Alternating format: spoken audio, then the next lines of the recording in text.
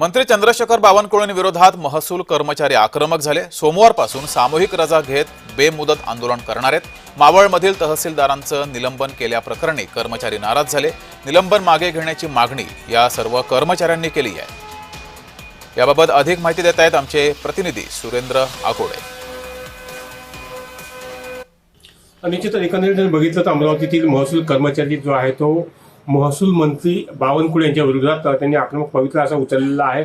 पुण्यामध्ये मावळ येथे जे 4 तहसीलदार आणि मंडल अधिकाऱ्यांना निलंबित केलं त्यांचं निलंबन जे आहे ते मागे घ्यावं, कारण की यामध्ये कुठल्याही अधिकाऱ्यांना जे विश्वासात न घेता त्यांचं निलंबन करण्यात आलेलं आहे अशी मागणी त्यांची आहे। त्यावरूनच महसूल कर्मचारी जो आहे तो त्यांनी थेट सोमवारपासून काम बंद आंदोलनाचा इशारा दिला आहे आणि संपूर्ण जिल्ह्यातील महसूल कर्मचारी जे आहेत ते सोमवारपासून काम बंद आंदोलन करणार आहेत। एकंदरीत जर बघितलं तर या घटनेमध्ये त्यांच्या इतरही अनेक मागण्या आहेत। या कर्मचाऱ्यांचं निलंबन मागे घ्यावं, शिवाय त्यांच्या इतर मागण्या देखील या ठिकाणी आहेत, त्या आपल्या मागण्या तात्काळ पूर्ण व्हाव्या असं निवेदन जे आहे इथल्या महसूल कर्मचाऱ्यांनी अमरावतीच्या जिल्हाधिकाऱ्यांना दिलेलं आहे आणि सोमवारपासून काम बंदचा इशारा दिलेला आहे।